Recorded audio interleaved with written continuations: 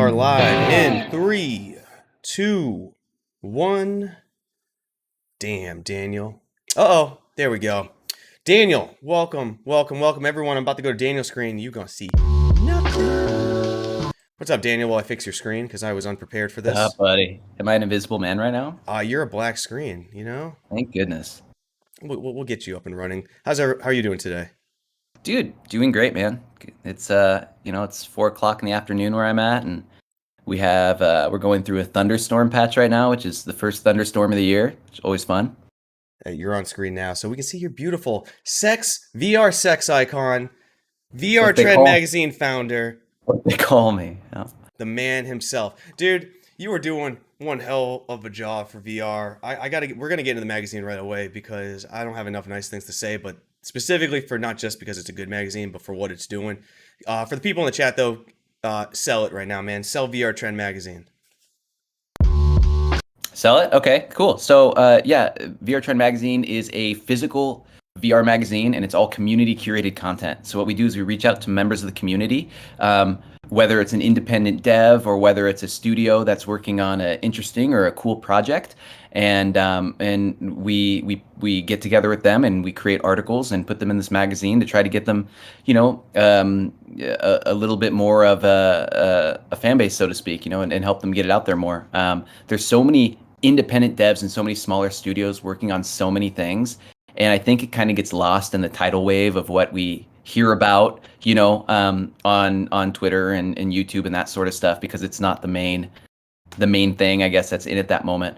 And there's also people that are using VR for so many things other than gaming, and it's cool to just have them all in one place. And like what we feel like we're doing in a way is we're we're encapsulating the evolution of VR in a physical form, right?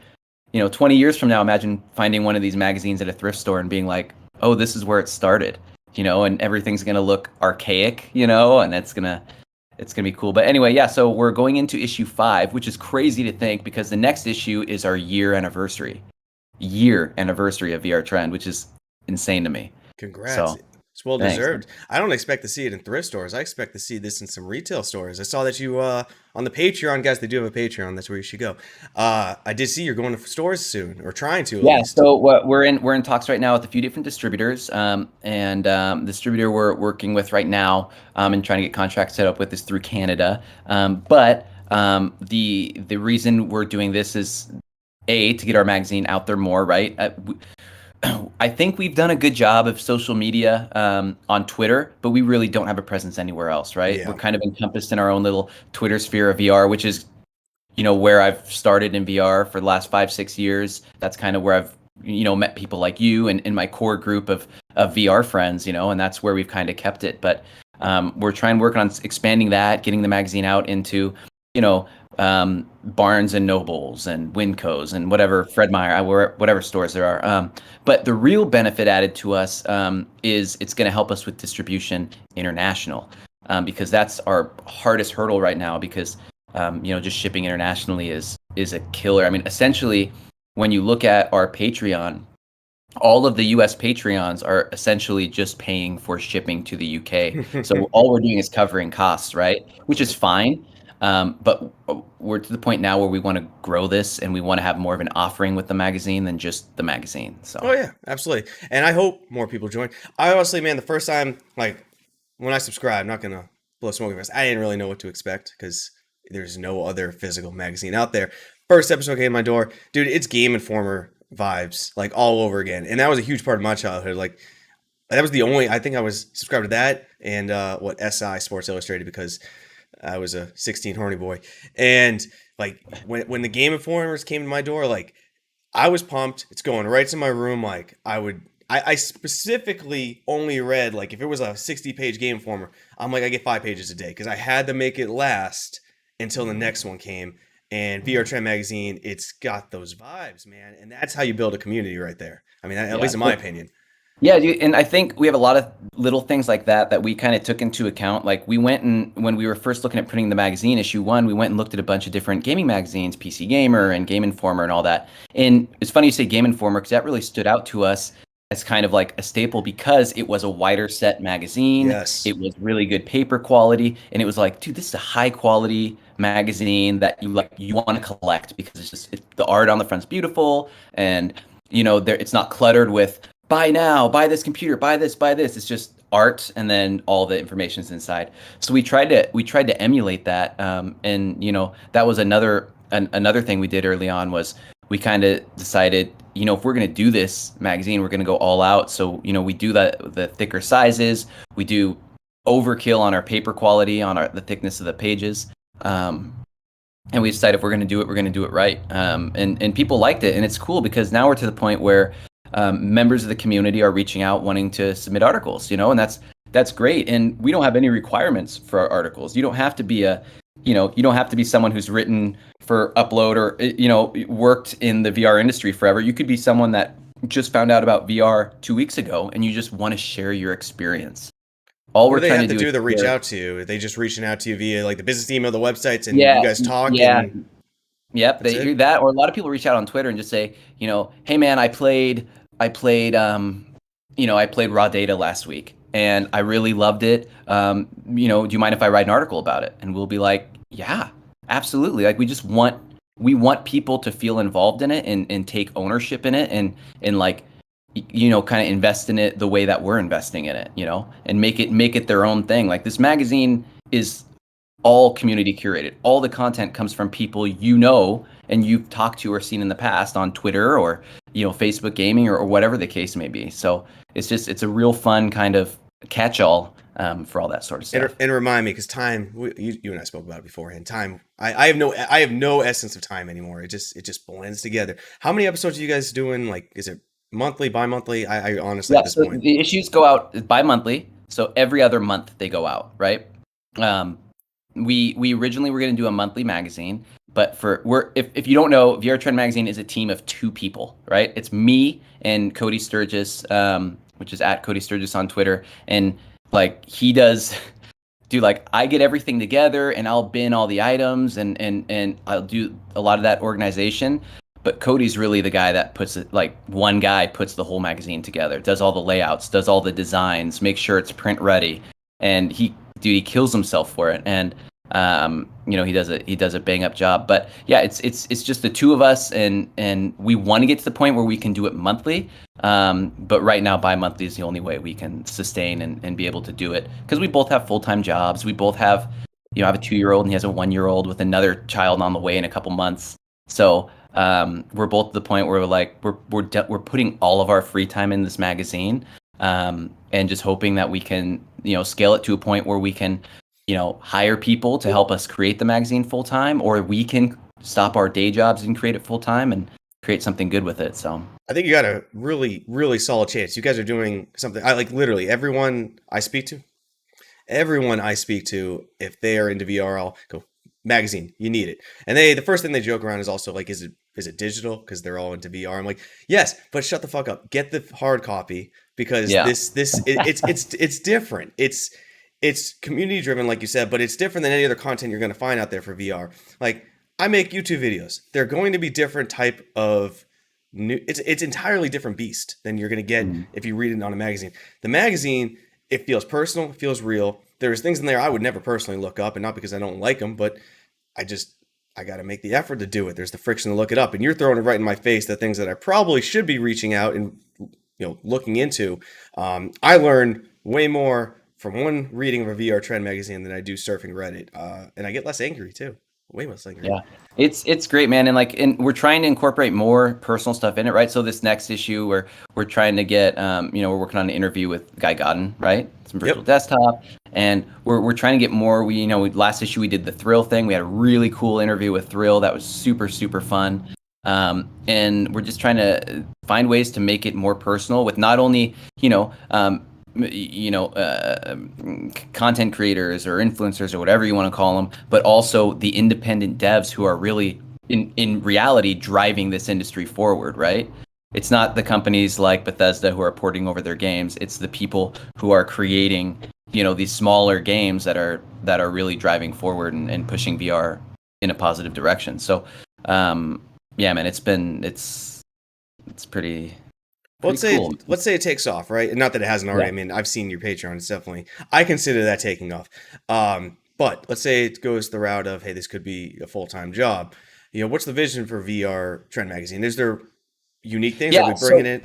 Oh, go ahead. we're working on a few things right now. One thing is we're looking at different ways to make VR Trend more interactive within the VR community. Having a world set up on a certain platform where people can go in, Patreons can go in and view past issues in VR if they want to, or just somewhere to casually hang and do like VR Trend meetups, right? With people Absolutely. like maybe like when we do like a new issue, we have a like meet the issue meeting where everyone who was in that issue, all the people who talked and wrote articles can go in there and people can come in and mingle with them and chat with them. And, so you can meet devs and you can meet all these certain people and just kind of a fun little get together. So we're working on stuff like that. We're also going to be working here in the next couple of months to revamp our website completely. That way, as we move to new issues, we can reuse the old article issues and post them on the website. So even if you're not a Patreon, you can still go back and reread that content. It'll be a little more dated, but it's there for people to reference and get to. Yeah. And of course, if you are a Patreon, you have access to every copy in a digital PDF. You can download it on your phone, take it wherever you want. You can print it out on your own paper, whatever you want to do with it. It's just a PDF to do with what you will. Yeah, man. So we're trying to think of new ways to to grow. But it's all baby steps right now because we're just two guys trying to float it. You guys are killing it. You're absolutely killing it. We don't have to harp on this the entire time, but you kind of probably crushed through the chat right there. There's a bunch of comments about what you should be doing in a fun, lighthearted way, but you got it. No, you just got them all. You just knocked them all out the park with that phrase about cool. the dedicated worlds to look at, all that. You're just bringing a unique way to view it however you want, and that's kind of what VR does. We can view anything any way we want, do what we want. But I got to ask on a tangent, man. Can you explain Spatial Ape to me? Because they've been reaching out, and I haven't had a lot of time to look into them, and I'm kind of confused what this is. Okay, Spatial Ape's pretty dope, dude. So what Spatial Ape is doing is they're essentially creating right now I think it's weekly, but think of a conference, right? Think of a VR conference. So you walk into this big pavilion. Dude, it's raining so bad here. I can hear you walk into this big pavilion, and there's different booths set up, right? So when we did our booth there, we had a booth with a virtual replication of our magazine spinning in the middle. And I was standing in the booth, and users could come in and talk to me about the magazine. So essentially, think of a VR trade show every week with different guests and different topics and different panels. So it's not something you can go into anytime. It's a weekly event that's curated to just get people networking within the VR community. And if you haven't looked into it, it's incredibly cool. And and it's its own dedicated platform, so it's not using anything else that's out there. Yeah, and like it's not built over alt space or VR chat or anything like that. It's its own beast, and they're really working on some cool things for it, and they have some really good future plans for it. So it's kind of just interesting because they're another company that's utilizing VR in a different way, and they're not making it like a social platform where it's like, hey, this is available 24/7 all the time. It's hey, once a week, if if you happen to catch us, for a conference, you can come in and meet the people working on this or the people working on that, or you can talk to independent devs, or if you're looking for a job in the VR community, you can hang out there and do job boards, or you know what I mean? Like it's more of a conference or trade show-esque sort of thing. Okay. And they're doing a good job at building that early community right now. And it's just something that I look out for because I think of it almost like a Clubhouse in VR, right? Like the Clubhouse app, but in virtual reality, because they have different zones you can go into, and so when you go into that zone, you hear the audio thundering. You hear the audio there, but it's a cool app. So I've been playing around with them, and then I've also been doing stuff for Pluto VR, which is a whole nother awesome platform as well. I want to get into that in a bit, but I want to harp on Spatial Ape a little bit because I think it's cool. It's like, so you got all these platforms that are coming up right now, and I think it's a little early for them. Not in a bad way, but it's just early for everything. But it's awesome in the same way because it's almost like it's like buying Dogecoin at like 0.0001 cents when you join VR right now. Like you could pick something like Spatial Ape or Pluto, like all these things that right now people know when they're reached out about them. But you buy into them right now, you be buying into penny stocks right now for Yeah. Apple, Microsoft type things later on. And I really want to try it, but it's really confusing, these new apps. Like, it's when you look at them on face value, like even when they tried to explain what it was to me, like it's kind of Same, dude. impossible to I understand. understand like the stuff I do for Pluto, right? I explain that to people and they're like, oh, well, can't you already do that? And it's like, well, you can and you can't. But we'll talk about that later. I think what you said is spot on. I think what's really cool about the time of VR we in is the accessibility, right? The opportunity for someone, to reach out to a dev or reach out to someone working on a project and build those relationships. Because once these platforms start taking off and more people are in VR and using it, it's going to be harder to forge those connections with, say, the lead developer of VR Chat, or someone like Guy Godden, or someone like the guys at Spatial Ape, right? They may get to a point where the opportunity for you to have a one-on-one conversation with them isn't as feasible because they've grown to a point where they just don't have the time for those one-on-one connections. And we're at a point now where if you want to meet a dev of your favorite game, it's fairly easy to do that and have a conversation with them, right? Absolutely. Yeah, So, they're super. I mean, I reach all the time. Oh man, I don't want to butcher his name. Denny. I don't want to pronounce his last name wrong. Ewart or Cloudhead Games, CEO. Like, I just saw his tweet. I thought I liked it. It's been sparking a lot of conversation lately about like the next, like, where's the next AAA games. And mhm. I just shot him a DM like, hey man, I liked your tweet. Like, you want to talk about it or just chat?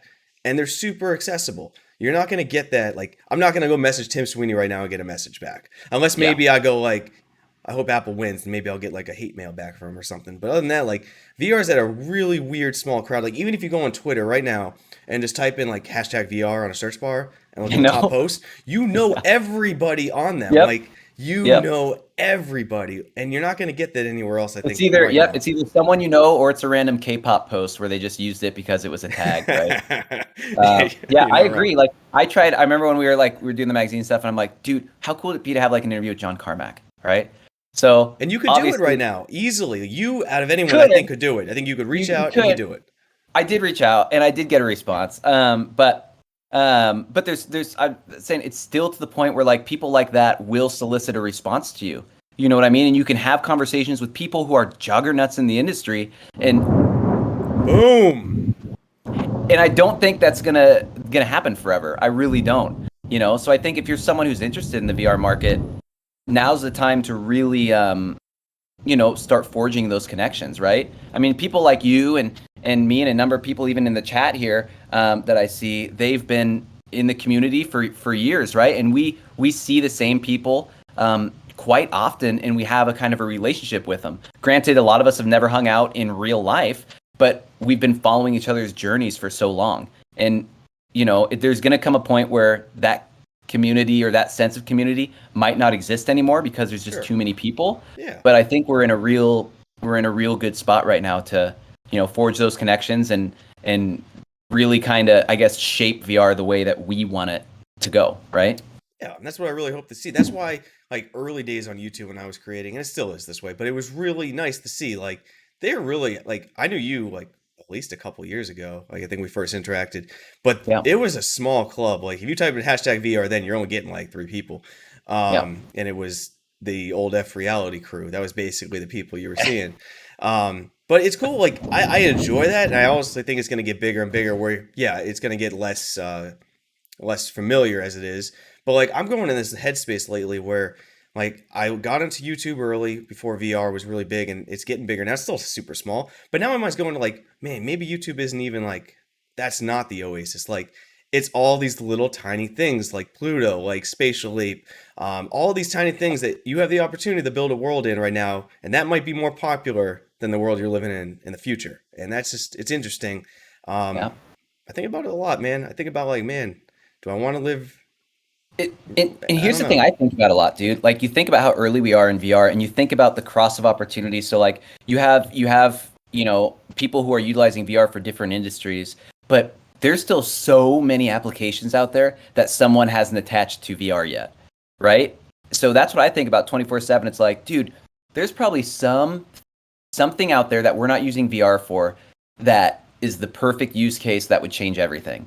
And it's still early enough to where any one of us could find what that is or figure out what that is, right? because not everything's been done yet. So yeah, man, we live. Do you have an This is the opinion best. on like this is a guess, speculation. Do you have an opinion on how far we are before VR becomes, if there was a bell curve where it was super easy for some people to use, super hard for other people to Ten, use, where are we hitting the middle right I, there where it becomes yeah, just I think we're 10 years away from people being using VR as their smartphone.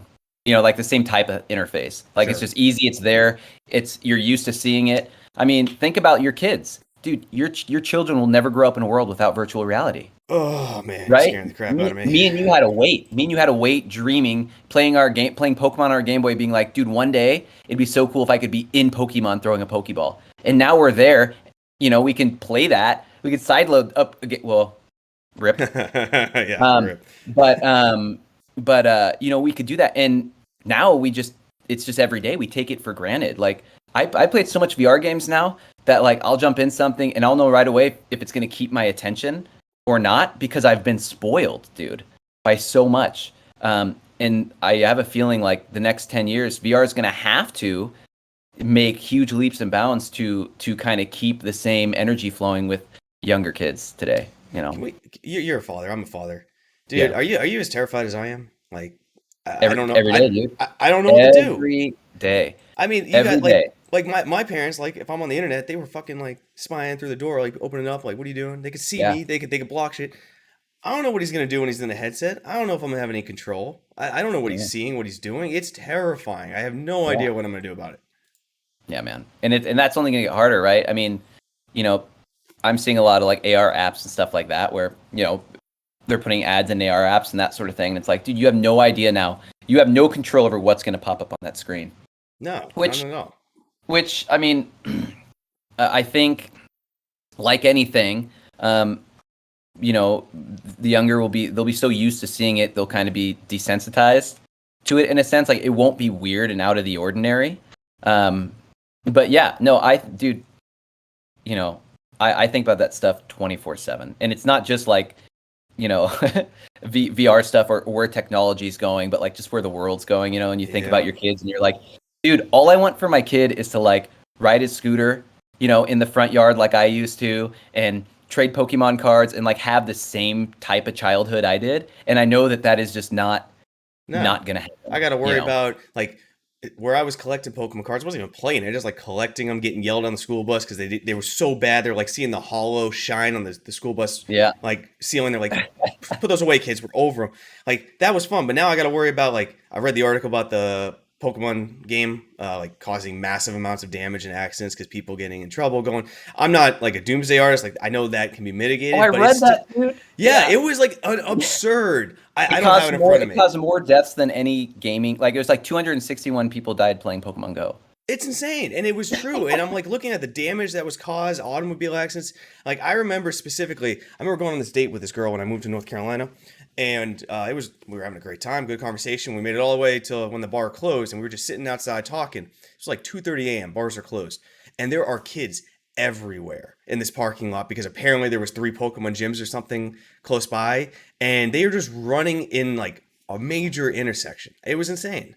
Yeah, man, it's crazy. It's crazy. It's going to be interesting to see, like, and I know you probably had this conversation before, and I've had this conversation with a bunch of people plenty of times, but just like, what the ethics in VR are going to look like in 10 years, like, because you can't. I mean, you look at VR chat, right? It's the Wild West. You don't know who your kid's talking to in there. You don't know what their motivation is, and you can say anything you want to say, and there's very little repercussions, if any. And it's. I think that's kind of like the exciting part about VR right now. But who knows, man? Who knows what kind of stuff we're gonna have available to us in the next 5 to 10 years. But yeah, I think about that a lot. But I'm thinking like the lack of touch makes me feel a little safer at heart because at the end of the day, like there's no physical danger as of now. Who knows what? Who knows what the mental danger is? Yeah. For my lifetime, I'm assuming there's gonna be no physical damage. That's possible in VR. Mental. I can't stop that. But what's the difference between the mental there and the mental IRL? I mean, there's differences, but at the same time, it's going to come down to parents doing the best they can to prep them. I would encourage every parent I speak with, like I'll go to like daycare and we'll talk. What are you guys like? What are you into? And I talk about VR because I think it's important. Like you guys should get into this. Get ahead of it now because it's coming. And if you're Yep, and your kids unprepared, are going to do it, and you better people like you and me, and people who are already in VR and chat with children. They already know what to expect as soon as their kid puts on a headset because we've been in it, right? A lot of parents don't. They buy their kid a Quest for Christmas, and they have no idea what VR even is, and then their kids, on some weird website at 3 a.m. while their parents are sleeping, and you don't know what's going on. no, you never will. I don't. At least to my knowledge, there's no way to tell. No, But I don't want to get super down around that. What's going on no, with yeah, what's going on with, is it Plutosphere?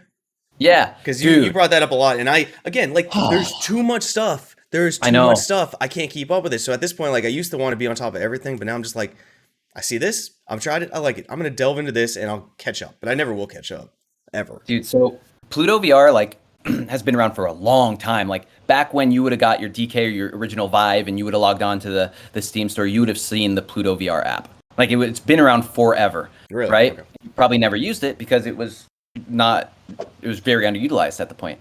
So Pluto VR has essentially right now 2 applications. They have their Pluto VR and they have their Pluto Sphere, and they can work together, but they are 2 different applications. So one of them, which is Pluto VR, allows, for instance, you to be in Beat Saber on your Steam VR headset or using virtual desktop or whatever. For me to be in Half-Life Alyx, for us to launch Pluto VR as an overlay and call each other, and you will pop up in my space while I'm playing Half-Life Alyx. Wow. Right?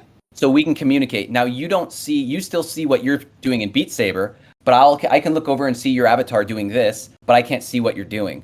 But you could spawn a camera up above your head so I can see what you're seeing in game. Okay, which is kind of neat. I completely misunderstood this. For some reason, thought Pluto Sphere was almost like a cloud gaming version of something. Pluto Sphere is. Yeah, there's okay, 2 Pluto Sphere is. That's the hard okay. thing. See, that's like when you're talking to people about this, you're like, okay, Pluto VR is essentially an app that lets you communicate and network. Their big thing right now is using Metachromium and doing multi WebXR apps. I think I saw your video on that, right? The stream. Yeah. So say you created a WebXR app and it's a scene of your bedroom, right? Mm-hmm. You could then invite me into a Pluto call, pull over your file of your WebXR app or an FBX a GILTB, anyway, a model into your computer and drop it on the window, and it'll pop up in the game. Not only can you see it and I see it, but I can interact with it and you can interact with it together, right? Wow. And that's cool in itself. But then the other cool thing is I can then bring up a web app of a tilt brush or a web app of a gun or a web app of something else. And we could stack all these different games within one game, right? I mean, it's pretty incredible and pretty crazy. Yeah. Wow. I really like the bringing someone into like the game. I mean, obviously, like you said, they can't see what I'm doing, but to bring up the camera, that's kind of dope. Like that's and like extra. Yeah, and not just that. You can because you're creating this. I mean, there's no limit to what you can do. So, for instance, say you create a space, you create a scene in Unreal or Unity or Blender or whatever. You can pull it in as a static thing, and you can have 30 people join your call, and they'll come into what you created. You're all looking at what you created. You can talk about it. You can do different things in it, and you didn't have to set up your game for networking or anything like that. It's using Pluto VR to inject all of these, inject your application into everyone's headset. So what's the marketing issue here then? Not in the sense like I'm not blaming Pluto Sphere, but like what's the disconnect here? Why is stuff like this that sounds so damaged? like you see like Denny's tweet, there's no big games coming because of XYZ. Everyone's saying they want this and that. We don't need a game when we have something that fucking fun. Like where's the marketing here? So the marketing, they've been holding off. So we just, I think, for Pluto Sphere launched the Twitter 2 weeks ago for Pluto Sphere, which is the cloud computing. Yes. But what they've been really working on is getting all these tools and stuff implemented. So when they do go on a full scale launch, there is a reason to bring you there. Because right now, if you're not a WebXR developer, you're not someone who just wants to bring in models and view them with your friends. There's not a whole lot to do except for the communication aspect. But all it is a basic platform, and you're not walled in by anything they do. They just give you this platform so you can get into a virtual room with someone, and it's a room in your own Steam community or Steam scene. So it's not even a program that, dude, It's so hard to explain, but I it's know so incredible. everything VR seems to be hard to Yeah. explain. There's just But too many layers. yeah, yeah. But what they're doing is very amazing, and I think it's going to be extremely important. And it allows anyone who can create a web XR app or a web VR app to bring it in, and people who like modding games. Like, think about this. What I could do is I could jump in Population One right now. I can open up Metachromium and Pluto, and I could bring in, say, a if I built a WebXR app that pulled my stats from an online thing for Population One, I could have that floating in the right hand corner there and just build my own HUD with these add-ons that float in my space that no one else sees but Wow. me within a game, right? And other So people there's can so see many. it too that you choose to, right? If I invited them into my phone call, they'd be able to sit there and see. Yeah. So I mean, there's so many weird things like that that you can do with it, and they're just scratching the surface. Like, I used it the other day with Virtual Desktop, and because I got implemented the hand tracking for the Quest, now within Pluto VR, you could bring a item in, like any model, into a virtual space, and I can reach out and grab it using hand Yeah. tracking. I had no You idea that know, was a feature until the other night. And like, you ever have have you ever had like the VR moment where like you think, hey, I know everything. Like I follow VR, I know what's going on. And then something happens that like, yeah. yo, I was like watching some anime apartment. I was watching Redline in VR chat. It Hmm. was beautiful. Had the Quest on, put the controllers down, went to go sit back, and like this, all of a sudden I just see a flash of light in front of my face and realize, oh, it's picking up my arms. Yeah. And blown away. I tweeted, I'm like, this is ridiculous. Like this is so cool. How is no one talking about this? I thought I was Yeah. just an idiot, and apparently it's been like That's that. that's who I was with Pluto Sphere, dude. When I first found out about it, I was like, wait a second, why isn't everybody using this? So Pluto Sphere is essentially, think of how many Oculus Quests have been sold, right? Think of how many graphics cards are unavailable right now. So think of how many people out there have a Quest but don't have access to a gaming PC, right? Hmm. So alternately, like what you could do right now is you could sign up for a Shadow PC and you can wait 6 months and then wait in a queue and then get on a Shadow PC and maybe it'll work good for you. But what Pluto did with Pluto Sphere is they made cloud computing PCs that are geared just towards VR. So I can go to my mom's house right now and I could put on my Quest and I could just launch one application. I could start my Pluto Sphere app and start one application, and I can be playing Half-Life Alyx at my mom's house with no gaming PC, very minimal latency, and it's insane, dude. I You're Beat Saber. actually creating a custom. You could also create, unless I'm overthinking this, you could create a whole custom HUD too for streaming. So you could have, I'm assuming with that, you could pull in your own HUD so you see that, then stream that view out and create a unique experience for viewers to Oh, maybe understand 100%. VR better. Yeah, that's right. I didn't even You're think about creating that. you With Pluto VR, you could bring in any WebXR app. You could capture your screen. They'd see what you're seeing, and they could see those additional HUDs exactly. So you got like that you have there. there are good games that are fun to stream, but Hmm. like They're how can not you fun to watch. yeah, they're not fun to watch. How can you convey the experience better? Because that's what half VR is. I was speaking with JC, Joshua Corvinus, the other day, and he brought up the marketing problem of VR, and he's completely correct. You know, boots on the ground would probably be best, but we can't do that. So the boots on the ground are kind of the content creators. But if Yeah. they have these tools, and I think Pluto, I mean, it'd be great for them to kind of share that news, because if these content creators know that they have all this ability now to create special streams that are unreproducible unless someone else puts the effort in, that's a unique way to convey what they're seeing. This new audience who wants to try these things, Yep. like, I got to try that now.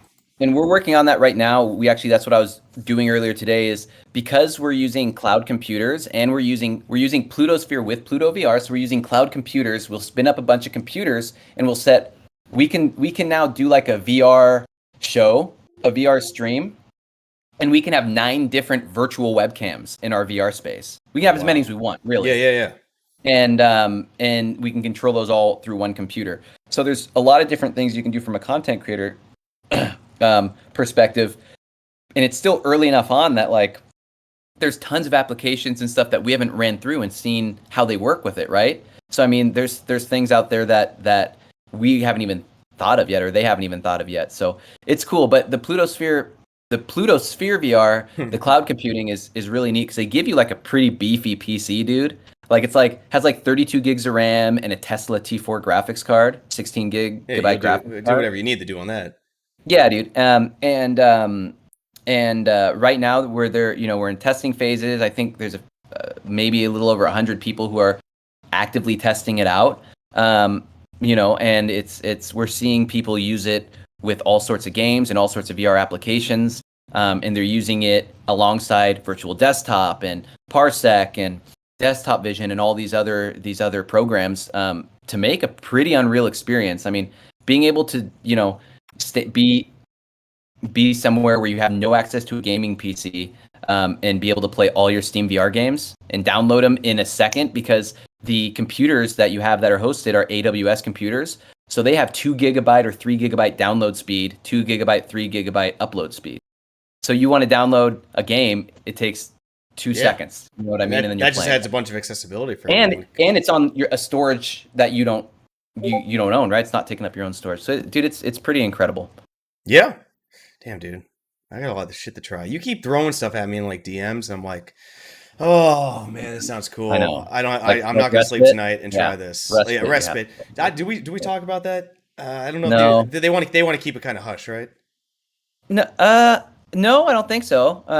I mean, I won't, talk about the storyline or anything. Yeah, I want to But, get into this real quick, guys. For the chat, I don't want to mispronounce. It's respite, right?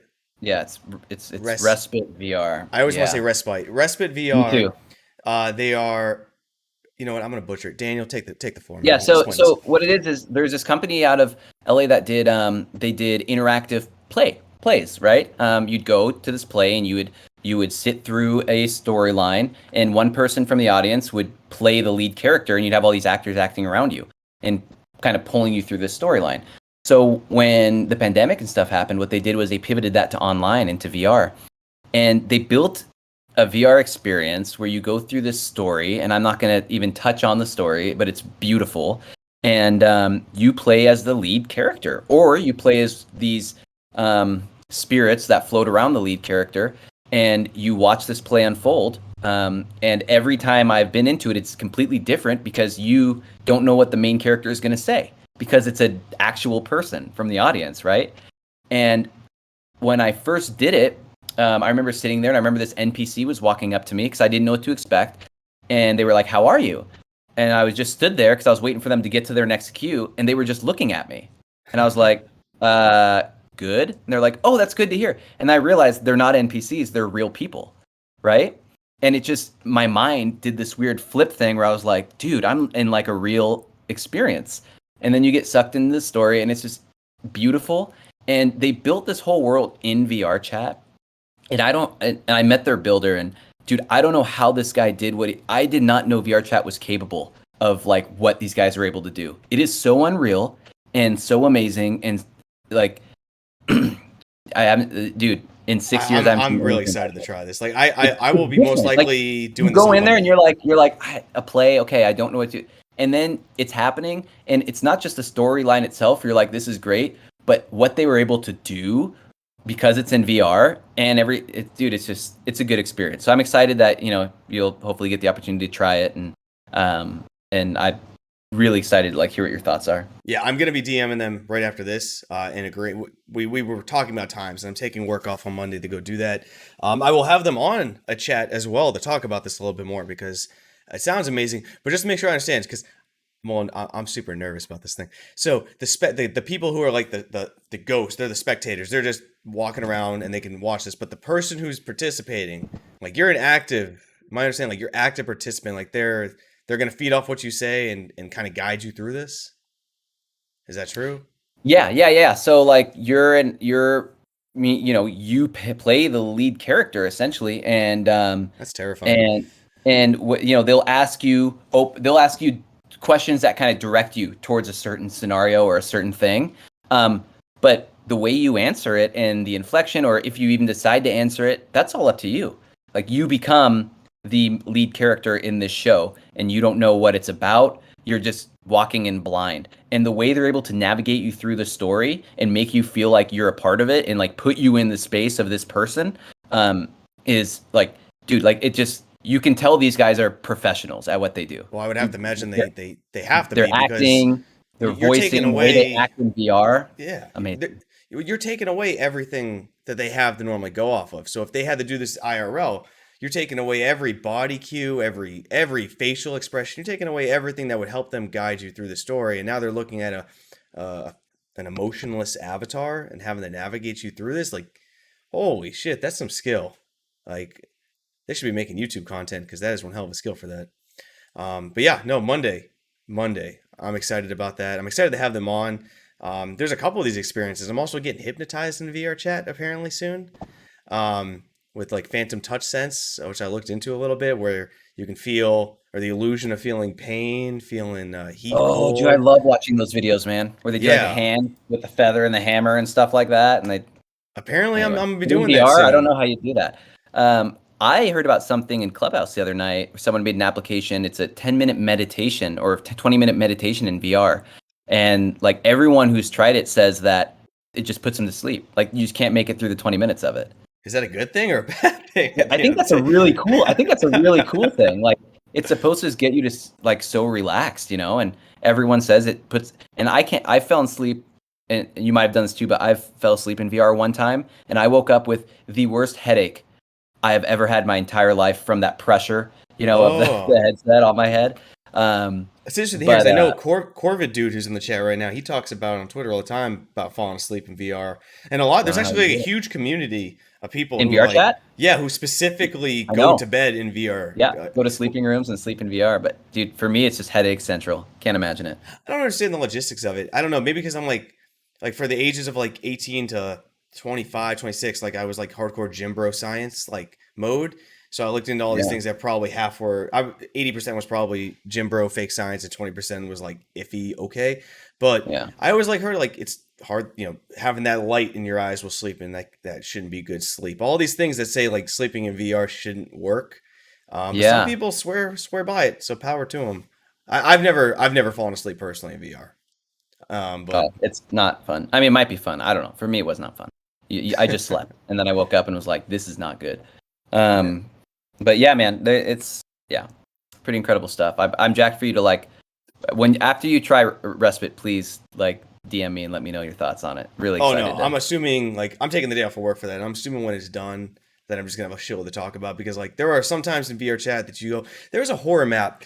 I don't know what it was called, but it was so I played VR chat for the first time I think in like 2016.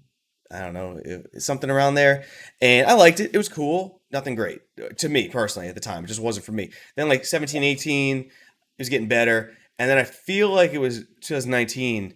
There was a horror map where you're kind of on a roller coaster with your friends. So you kind of like get onto the platform with friends. You're all looking at each other like a real life roller coaster, and then it shoots you through this horror mansion, and it was unlike anything I've ever seen.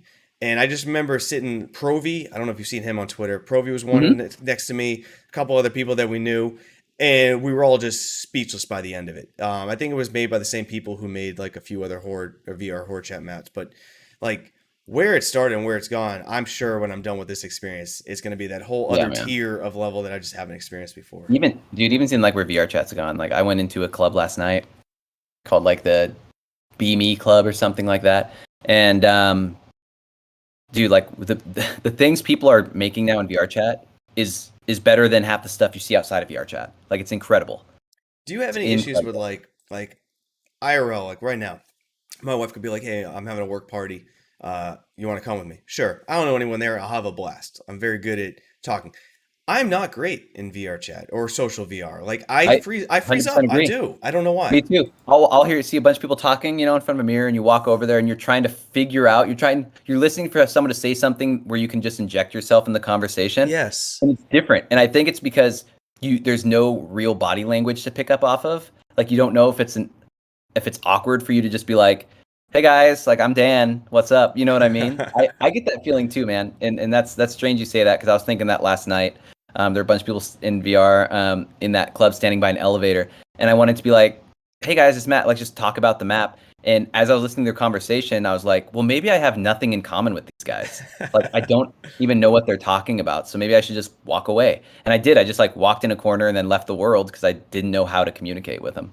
You know, Yeah, so it it's sucks weird. because I want to be good at it, and I really want to enjoy VR chat, and I want to enjoy Neos and all these places, and I have fun like exploring. But I do earn for a little connection in there, and it's stressful. I just don't Yeah. know.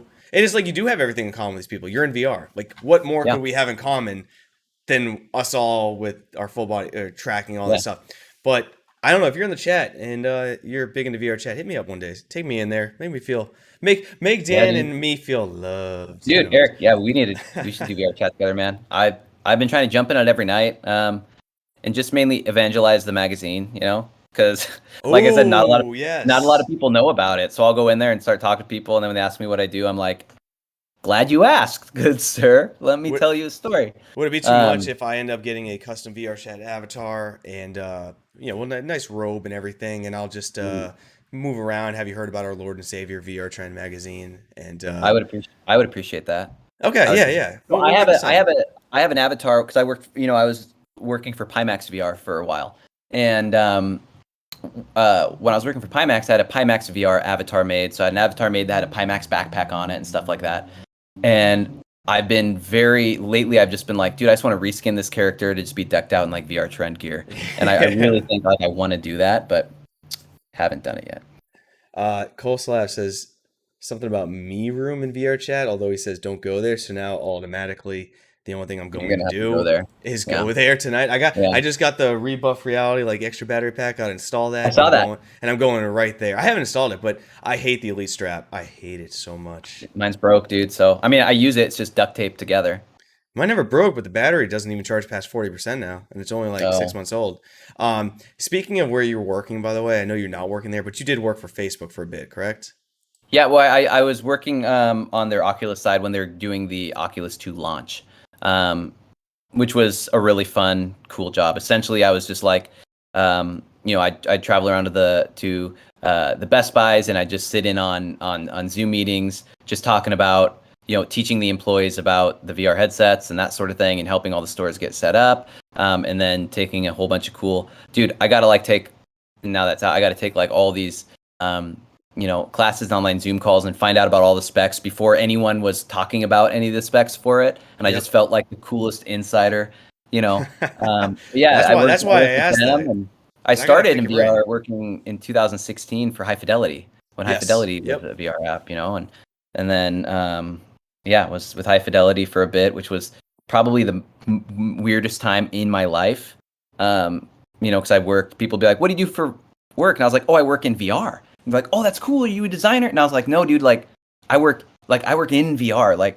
I'm essentially I was a Walmart greeter. So I stood in a virtual room for 9 hours a day, and when people would come into the room, they'd think I was an NPC, and I'd be like, "Hey, welcome to High Fidelity. Can I help you with this or show you how to do this?" And that was my job That for is 8 hours a day, amazing. full time, dude. Love it, And dude. it was, That's so cool. yeah, You'd freak me the hell out. It's almost like Facebook Horizon when I've gone there like all of 2 times because it was pretty awful. But that first intro where there's actually a representative there, yeah. it is like for everything that Facebook Horizon is doing right or wrong, having that person there, it's a mind blow moment when Yeah. you And realize it's great. I love it. It's a positive, net And positive. what's weird is when like Altspace and all those places when they were just getting started, they all had those welcomers. Like it was a Yeah. big thing back then to have someone in there to like walk you through because it was such a new experience.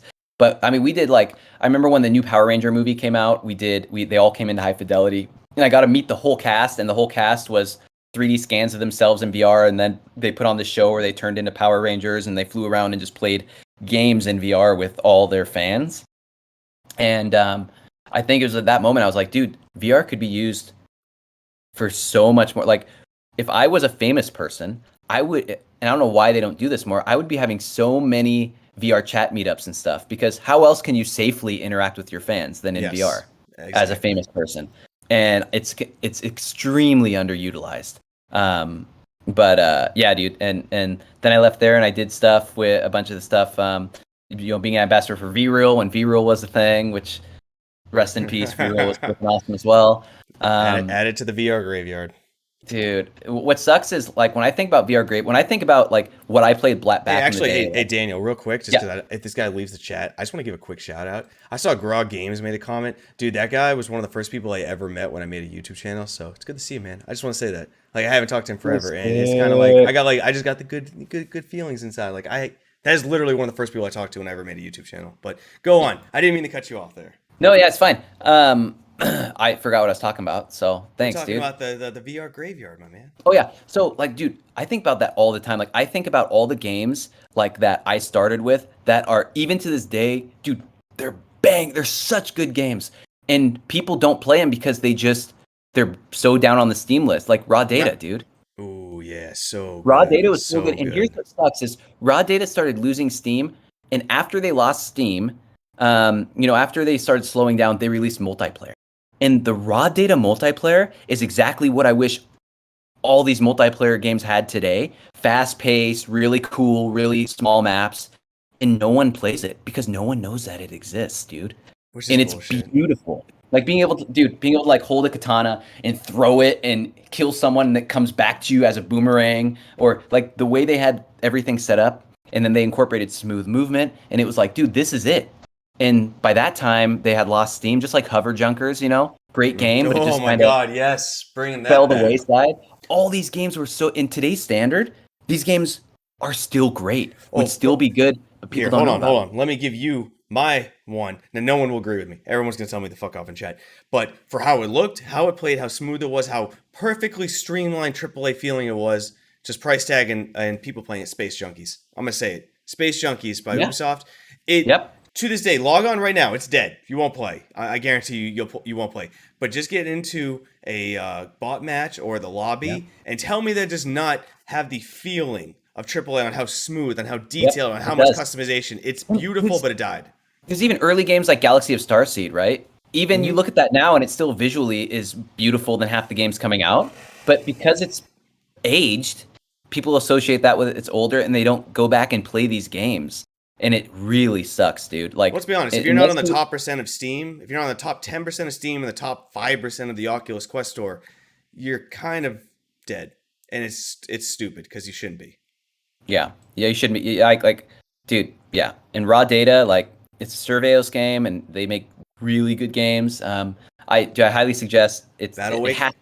it has to be cheaper now. Like if you download even the solo mode is beautiful. The co-op, the co-op, the co-op online is super addicting. That's how I met my buddy Halvey. We met in VR playing Raw Data, and then he eventually moved up to where I'm at, and we started our VR channel, the VR Bros, 5 years, 6 years ago. And we ran that channel for about 2 years, and now he still lives here, and we still do VR together. But we literally met in VR in Raw Data. Yeah, and that game was And on. That's on Viveport too. Like yeah, underutilized. Get it is Viveport now. because raw data is on there and worth price of Yeah, admission right and now. the online is fun. I mean, you probably have to find friends to play with you because you're not just gonna run into people. But dude, if maybe I'll try to do that. Maybe I'll give away some keys and get a group of like 8 people together to do the multiplayer because it is unreal how fun that is, dude. And people just haven't tried it. I haven't even seen any like gameplay videos about it. Even when it first came out, it's just a hidden gem. I mean, there's too many. Well, there's not too many games. There's a lot of games. You'll never know when they come out except for 24 hours before, and that's if you caught their Twitter posts. Otherwise, you'll never know. It's just it's impossible to keep up, and it's unfortunate. My indie devs in the chat. I think there's a few of you in here, dude. Mwah. That's all I can say because you deserve that. Yep. Yep. Yeah, dude. Yeah, it's wild, man. What are you playing I right keep now? like hearing things. What am I playing? Yeah, what are you playing right now? Speaking of um, games, so I've been playing VR Skater. yeah, I it's a love VR. fucking it's I love gold. VR Skater. It's a super fun game. I've dived back into Skyrim VR, just for the modding purposes. Well, I would say Um, how many hours have you spent modding it versus playing it? Because I find that it's usually more yeah, modding than playing. way more modding it than playing it. But there's been some times, dude, where I'm standing there just watching fish jump out of the water, and I was like, dude, this is what I want. This is all I want in Yes, life. I All I remember want. following what was it Sigreg or something like some guide on Reddit with like 200 plus mods. I did them all, Yep. and I've only played like 10 hours in that because I keep staring up at the sky, and when weather comes, it's too fucking beautiful. Dude, it's great. It's great, and like it's what sucks. Here's what sucks. Here's where Skyrim VR went wrong. Was releasing on PSVR first Yes, because all you got was this blurry mess, dude. And then when it came out for PC, it already had a bad taste, And people don't realize that with the mods now. I mean, it looks. If your computer can handle it, man, it's freaking beautiful. It's really beautiful. oh, it's insane. Anyone who hasn't played like Skyrim, like there's a Reddit. It's on Reddit. It's like SVIRAG, something like that. It'll give you a comprehensive list, how to install them in the order, 200 plus mods. It'll take you a week to get it done without them like conflicting with each other. But it literally just log on, base model Skyrim, get past the first opening cave scene and all that stuff, and then do the mods. It's night and day. It's unreal. And you'll end up Yeah. spending more time doing nothing than just looking around because it's beautiful. Yeah, and then that's it, dude. I've been trying to get more into VR chat, and then getting kind of familiar with Neos VR, and just kind of waiting, waiting for that next big thing. I mean, when we do the magazine, we have, we hear about all this stuff coming out. So we try to spend time trying all the games that we have in the magazine. But it's really hard for me to just sit and sink time into a VR game. Yes. Yeah, it's hard for a lot of different reasons, especially just comfort, time, battery, depending on what you're playing on. Family. Family. Oh God, Yeah. ain't that the truth? But Yeah. hey, we all gotta find our game. I'm gonna hit you up in VR chat soon because Please. you'll Yeah, make dude. me feel loved and safe. And That's right, secure in dude. there. I love you. We can fall asleep together. It'll be nice. No. You gave me a headache last time. We're not going to do that. Plus, I think the Yeah, wife would that's get right. mad at me real quick. No, but I'm excited for all these things. I think this is going to be a lot of fun. And going all the way back to VR Trend Magazine, I'm excited for the next episode, which I believe Runner's on the cover, right? I don't know who we're gonna Oh, you have don't on know? the. Yeah, we haven't actually released who's gonna be on the cover of issue. So we did it in our last issue. We did a whole like 3-page thing on Runner VR, a whole 3-page Yeah, I've never spread. seen So those. It was beautiful. yeah, so dude, it's so their art style, I fucking love it. Yuki and Runner VR right now have my favorite art styles in VR because it's all anime, and I love that shit. And Runner VR just reminds me of Akira. Yeah, we haven't decided exactly who we're gonna have on issue 5 yet. We have an idea for issue 6, for our year anniversary, but not for issue 5. What we're doing is we had Thrill on the last issue, so what we didn't want to do was just make it where every issue has a creator or something on it, a person. Sure. We want Yeah. it to be an experience. So this one is going to be an experience, and we're still finalizing I think I know what we're going to do, but we're still waiting on some final images before we decide on it. But yeah, man, we're working hard on this issue now, and we're trying to make them better as time go on. And our magazine is 60 pages. We're working now on trying to figure out where we need to be at from a Patreon standpoint, or a financial standpoint in order to add pages to the magazine. Sure. But circling back if there's anyone here listening, you're passionate about VR, I'm sure there's a lot of people in here that have been in the magazine and have written for the magazine. But if there's anyone else in here that's just interested, hit us up, man. We'd love to have it. Yeah, I literally have seen everyone who's in the chat right now. Like, I'm looking at least what's on my screen right now. Koslav, Eric, Robin, Brand VR, Skiva, like lliterally gold of people who have Eva's been in there. Eric's forever, been in there. Yeah. Yeah. Like it's a Eric's really been there. good group in the chat. Yeah. We need to get Robin in there. But yeah, Dude. there's a lot of it's great, man. But yeah, dude, it's been going fun, and like it wouldn't happen without the VR community, and I think we all know how blessed we are to have the community that we have. It just doesn't exist in any other outlet. And I think as long as we all stay, ourselves and stay, keep this tight knit that we have together and welcome new users in a positive way, I think it'll only get better. I agree. Before man. it gets worse, it will get worse. Come on, man. Why let's we gotta live go these golden there? moments. Why do we gotta go there? Let's live the golden. Let's just enjoy these moments we have. I got one more thing I wanted to bring up that I think we might have dodged a little while ago before we get into like the last thing after that. But I want to go back real quick to you working for Facebook. Not harping on you there, but I appreciate every time I'm in like a group chat where something negative happens with VR, like you usually are one of the first ones to like jump in and like 20 minutes in the conversation with like something positive. And it's really it's really appreciated. Coming from being semi inside Facebook at the time, now being outside, like what's your opinions right now on this the Facebook situation with VR?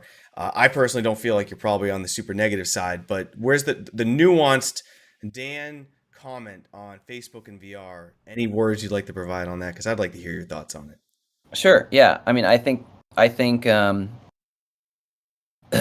the way Facebook goes about doing what they do might seem a little unideal. But I think that the way they are actually doing it is what we all want, right? I mean, we were all bitching about what we didn't have until we got it, and now we're bitching about why we have it. And I think there's really not a whole lot. Um, uh, I don't know how to say it. I think what they're doing is great for VR, especially for people like me and people who make a living off, VR content and that sort of thing, and growing VR. I think it's great. I just think that maybe some of the ways they're doing it could be a little different, but I don't own $1 billion business, and I know it's business at the end of the day. With them buying Population One, what do I think about that? I think that's going to be great for Population One. Yes. And They're buying what do I Fortnite think in about? VR. They're buying Fortnite So I in VR. think there's a difference between whenever they buy out a VR company, I get jacked for that VR company. I think that's the best thing. However, when they just kind of take an idea from a smaller dev or something, maybe that's a little different story, but that's business and that happens all the time. And that's up to, if I have a good idea about something, I try not to put it out there until I know that I have a heads up on whoever could potentially get to it before me. The only thing you have with that good idea is speed. And if you let That's people it. know about it beforehand, you just You lost got to your be far speed. enough ahead. That's like where me and Cody were. We're like, dude, now I feel like we're far enough where if someone tried to start a VR magazine right now, enough people know about us where it would be a pretty hard sell to go up against what we're doing. But it could, if you have enough money, you could easily do it because we're only in the Twitter world, right?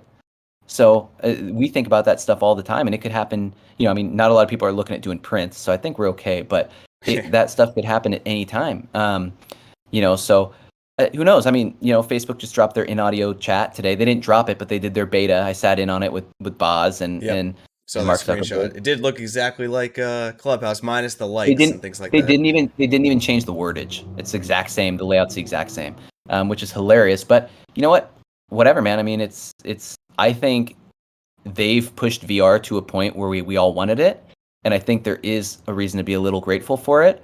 But do I agree with the way they do things and what their underlying goal is for all this?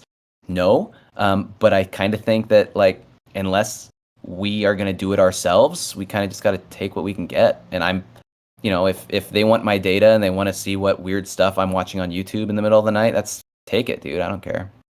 Yeah, I think a lot of people agree with you on that one. It's There's nothing I do where I'm like, I wouldn't want anyone to know that information. No. So it's like, for me personally, I'm really that stuff doesn't bother me like it bothers a lot of people. I want to keep my information private, and to me, it's just like, dude, if you've owned a phone in the last 20 years, they have the information. You know what I mean? Oh man, you just I don't know. But when we have these conversations, we'll make some people happy and we'll piss off others. There's really no avoiding it. Daniel, we got the last 20 minutes here. I want to do a recurring thing that I've really enjoyed doing. I started it with Joshua Corvinus, and I really appreciated it. He had a lot of passion for it. But I kind of like to end the streams by giving you the floor, and not for you just to rattle off. It's not like a monologue here, but I think every person I talk to has different things that they are very passionate about VR, for what they want from VR, what they really feel like this is life-changing, and whatever that topic may be. I like to give my people the floor for that, and we can riff on that a little bit. But what do you want to see from VR in the next 10 years? What is your oasis, your thing that radically changes your world into the virtual world?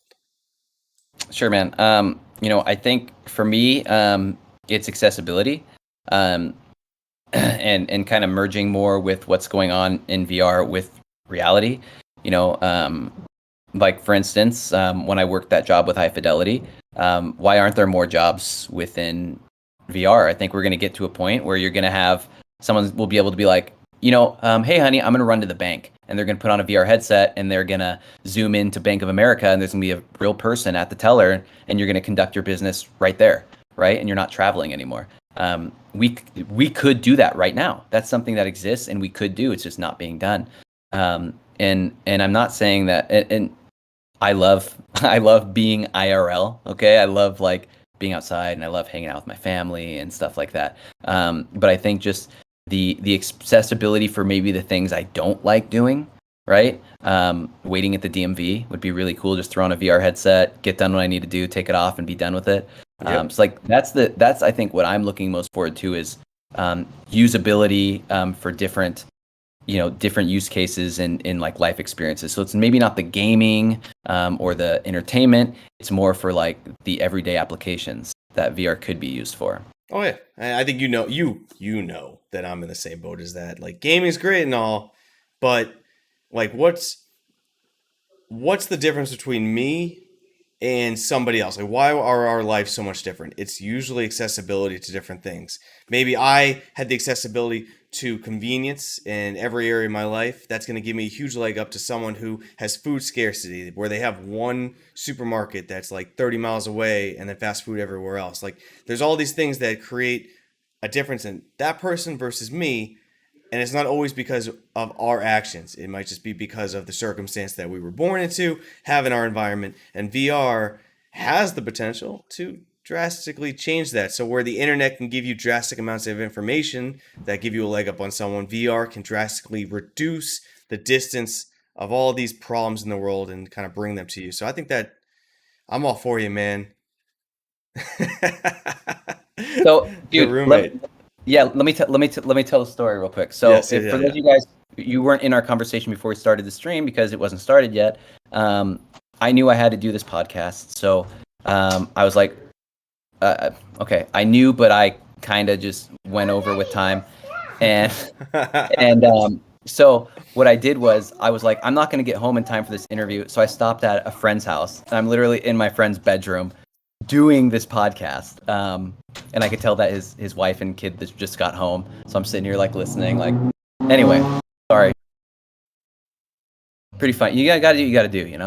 You gotta do what you gotta do, man. I appreciate it. Like I said, you didn't have to rearrange your day for this, but I do appreciate it. No, yes. I wanted to be here, man. Dude, like I know, like I feel like me and you've been trying to get together just in any sense for a long time, and I feel like we just always stuff that comes up. So like being able to sit and chat with you is really, really amazing. Yeah, but dude, I agree with what you're saying as far as the circumstances, and I just like, dude, like like I get so excited for thinking where we're going to be next year in VR, right? 10 years, cool. But even next year, man, I think that's what I look forward to. And those are the people I'm trying to cultivate with the magazine is like, I want to find those people who are working on things that aren't, other people aren't thinking of, like the company who was using VR headsets to, in Africa to make conflicting villages talk to each other so they can talk in a safe environment. And you know what I mean? Like that's powerful. Yeah, dude. And that's happening everywhere. Or that guy, I love him too. And I'm drawing a blank. Who's making Get Home Booper, right? He's making the game based off his child's drawings. His child has autism, and he's taken all his child's drawing and kind of made this game kind of dedicated to his son, about helping this child get home, and it kind of explores that sort of thing. But like, dude, there's so much stuff like that, and it's just it's so cool to just sit and think about what else can we do with it. It's like a superpower, dude. We have this power. What can we do with it? We can do bad stuff. We can do good stuff. I could get real emotional real quick on the subject, so like, especially when I've been drinking, but like it makes me super. It's just that like I've grown up and I've met so many different people in my life, and I know that I was like blessed with a lot of fucking privilege. And I look at some people who I'm like, oh, you are like hands down more intelligent, more based, more worldly, more everything than me. But you had so many friggin' barriers that it just didn't give you the opportunity that you wanted. Like I got the easy road, and it's pathetic. Yep. It's really pathetic. And then I look at virtual reality, and you can go down a rabbit hole on Twitter, and it's just like gaming this, gaming that. Where's my AAA game? It's like, guys, like there are people out there right now, like somewhere in the world, who are future world changers. And that future world changer may never change the world because they just never have the accessibility to do so. And you might hate Facebook. I don't care. But if someone could get a $300 headset, has a minor internet connection, and could then reach out to someone across the world almost physically and change the world, like, I don't know, or man. change their lives. Yeah, dude, it's crazy. And like me meeting Halvey, like my best friend I met in VR just talking and playing in this experience. And I felt like, dude, like this guy is my friend. I've never met him in real life. And then he came out to visit. And the next thing I knew, he was moving up here so we could make VR content together and hang out. And now our families are, friends, and we hang out all the time. And it's like, dude, like if I never just put a VR headset on my credit card that I had no reason doing because I had no money, I wouldn't have made that friendship that has led to, now 7, 8 years of awesomeness, and I'm sure that's happened to tons of people. And there's tons of people who, like you say, you do it all the time. You talk to someone on VR chat and they're like, they're in India or they're in, somewhere where they're alone. They don't have access to friends. And this literally has opened up a world to them where now they have friends in the US, they have friends around them, they have people that they can rely on and talk to.